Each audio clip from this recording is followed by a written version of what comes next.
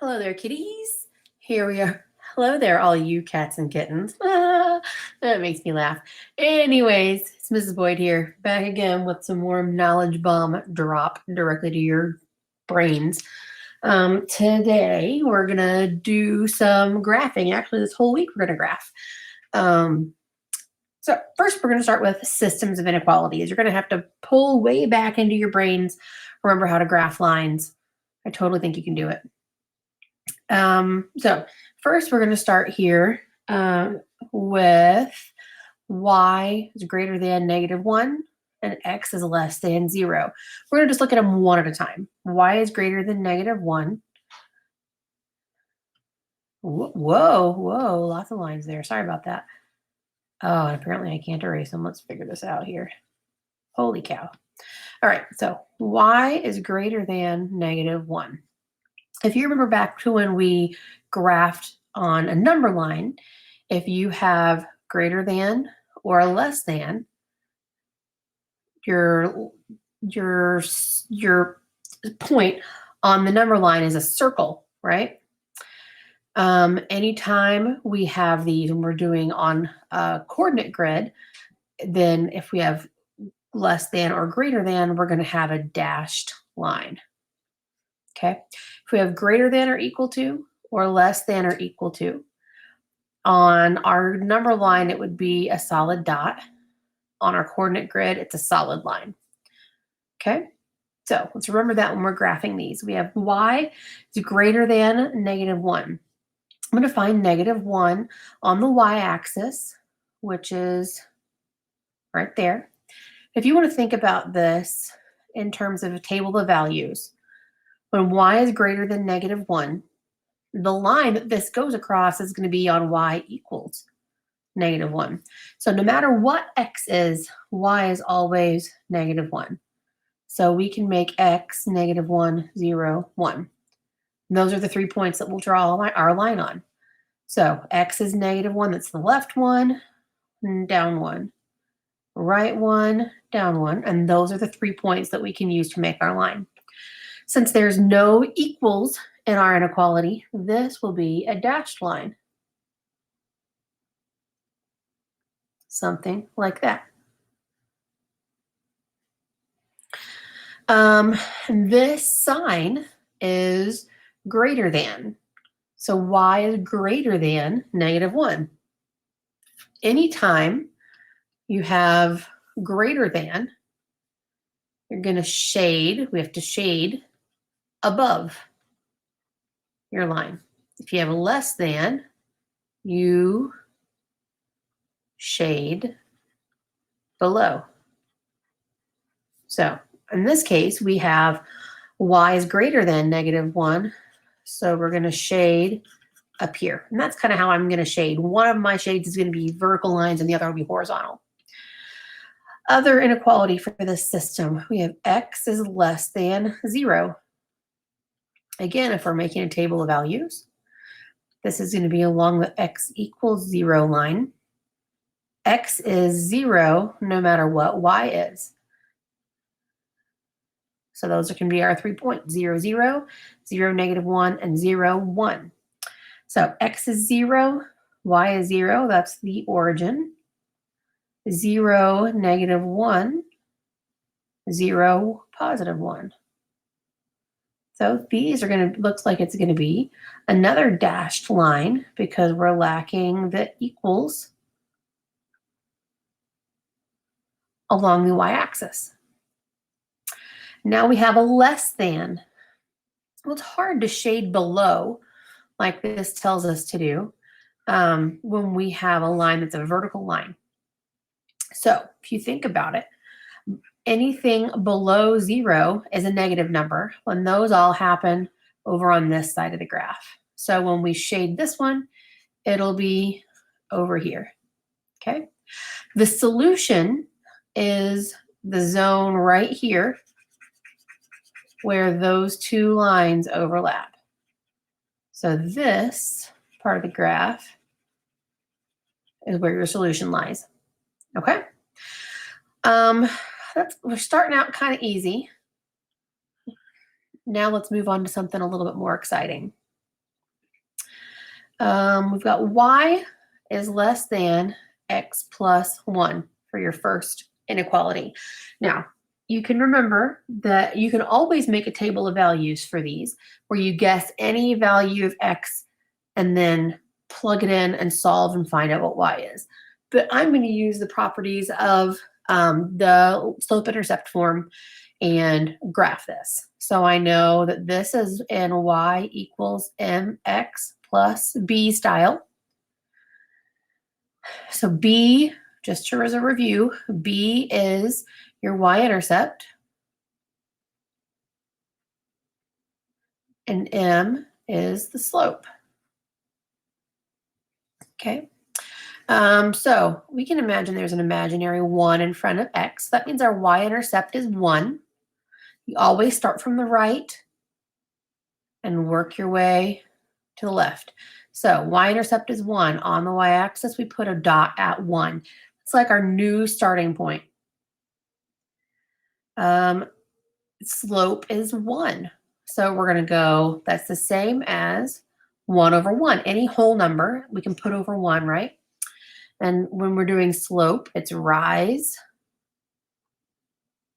which is the up-down movement, over run, which is the left-right movement. So if your rise is 1, you go up here to y is 2, and run is 1, we go right 1.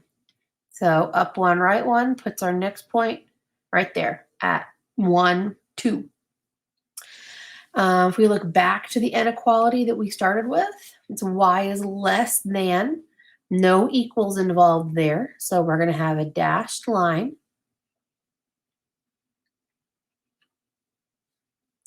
And when it says less than, I told you on the last problem, less than means you shade below. So that means we shade down here. So far, so good. Now we're going to do the next inequality in this system. 3x plus 4y is greater than or equal to 12. We need to first get y alone so we can use our slope-intercept goods. So let's subtract 3x. We have 4y is greater than or equal to negative 3x plus 12. Then we got to divide by 4 to get y alone. And we'll have y is greater than or equal to negative 3/4 x plus 3. Again, this is in y equals mx plus b slope-intercept form. We start at the right, and we see that our y-intercept is 3, so up 3, 1, 2, 3. Remind you here that this is slope-intercept. There you go. All right. Y-intercept is 3. It's our new starting point, and the slope is negative 3/4. So I'm going to think that it's negative 3 over 4 or 3 over negative 4. So that means I can go down 3. 1, 2, 3, right 4. 1, 2, 3, 4.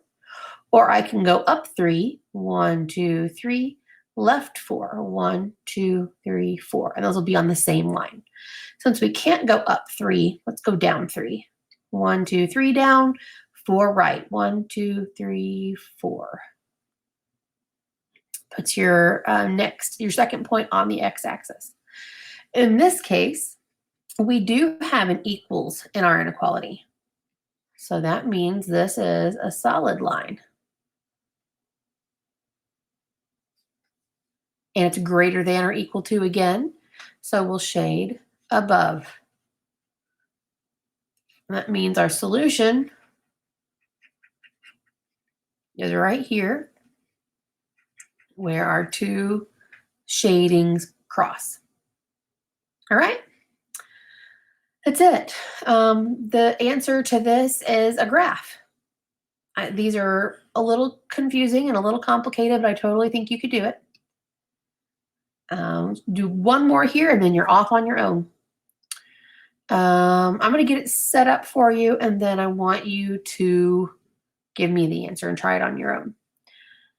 So we'll start out with our first one. 5x minus 2y is less than 6. We want to get y alone again. So we'll subtract 5x from each side. So negative 2y is less than negative 5x plus 6. So far, so good. We can divide by negative 2 to get y alone. And we have y. What happens when we divide by a negative? You need to answer now. I hope you answered that you flip the inequality the other way and it turns into y is greater than. Negative 5 over negative 2 turns into positive 5 over 2x. 6 divided by negative 2 is negative 3. Negative 3. So let's graph this. We start at the right. Oh, we'll write the other one first, and then we'll do it together. Y is greater than negative x plus 1. That one's already set up for you. All right, graph this. Then you can answer some questions for me. First one, negative 3 is your y-intercept, down 3. And then we go to the slope, 5 over 2. So we go up 5, 1, 2, 3, 4, 5. Right 2, 1, 2. There is no equals in this inequality, so that means it's what kind of line? I hope you said dashed line. So we make it a dashed line. It's a greater than is your symbol. You shade above or below? I hope you said above. So we'll shade this one above. Second line. It's already in slope-intercept form for you. Y-intercept is 1. And the slope is negative 1. So we go down 1, right 1. Or you could have gone up 1, left 1. Remember, because it's negative 1 over 1 or 1 over negative 1. Either one. No equals in this inequality, so that means it's a dashed line. And this is also greater than, so that means we're going to shade above. So our solution is here where our two zones cross over. Hope this makes some sense to you. You're going to get some practice time here. Remember, if you can graph a line, you can graph an inequality. You can totally do it. Let me know if you have any questions. Miss you, miss you. Bye-bye.